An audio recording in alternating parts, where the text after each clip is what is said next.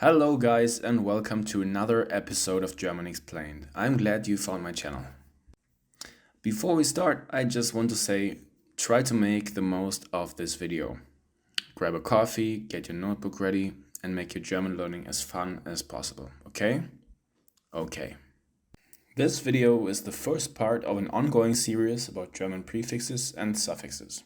So stay tuned, subscribe to my channel and ring the notifications bell to never miss a German Explained video in the future. As to the topic of today's video, I have some good news and some bad news. The bad news is the prefix ver doesn't always mean the same thing.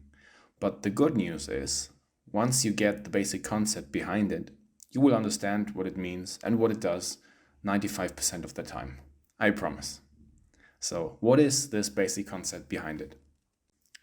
The prefix ver often describes something that's negative or difficult, or something that moves, something that gets destroyed, something that goes wrong, something that gets added to something else, something that has a permanent effect on someone, and sometimes it doesn't even add any significant meaning to the verb. So, long story short, it tends to be something negative, something permanent, or nothing at all. So much for the theory. Here come some examples that will help you understand verbs with ver. Number 1. Ver as something negative or difficult. Sich verlaufen, to get lost. Laufen is to walk, but sich verlaufen means to get lost while walking. Hänsel und Gretel haben sich im Wald verlaufen. Hansel and Gretel got lost in the forest. Another example of ver in this sense is verbiegen, to bend. Number 2. Ver as something that moves. Etwas verschieben, to move something. Etwas schieben means to push something, but etwas verschieben means to move or to shift something.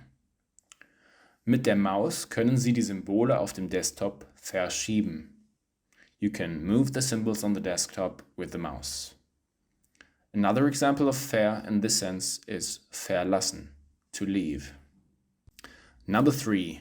Ver as something that gets added to something else. Etwas VERgolden, to put a gold plate on something. Der Bilderrahmen ist vergoldet. The frame is gold-plated. Another example of ver in this sense is verwässern, to dilute. Are you still with me? I hope so. So let's go to number 4. Number 4. Ver as something that changes or even gets lost or destroyed. Etwas VERbrennen, to burn something. Brennen means to burn, as in something is burning, but etwas VERbrennen means to burn something. Ich möchte möglichst viele Kalorien verbrennen. I would like to burn as many calories as possible. Another example of ver in this sense is sein Geld versaufen, to drink away your money. Number 5. Ver as something that describes a mistake or a failure. Sich verschreiben, to slip with a pen. Schreiben means to write, but sich verschreiben means to slip with a pen. Oh, da habe ich mich verschrieben. Oh, I slipped with a pen there. Another example of ver in this sense is sich verfahren, to get lost while driving. Number 6.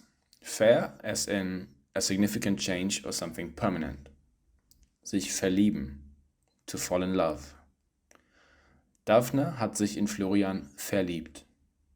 Daphne has fallen in love with Florian. Another example of ver in this sense is etwas verschließen, to close something. And finally, number 7. Ver as in no meaning at all. Zeit verbringen, to spend time. Ich liebe es, mit dir Zeit zu verbringen. I love spending time with you. Another example of ver in this sense is verwenden, to use. Phew, I know that's a lot of different meanings and nuances, but I hope this video still helped you to feel a little bit more confident with verbs with ver. If you haven't subscribed already, please consider doing so. and check out my other resources as well. You can find the link in the description as always. Alright, that's it for today. Thank you for now, and hopefully I'll see you back here soon for another episode of German Explained.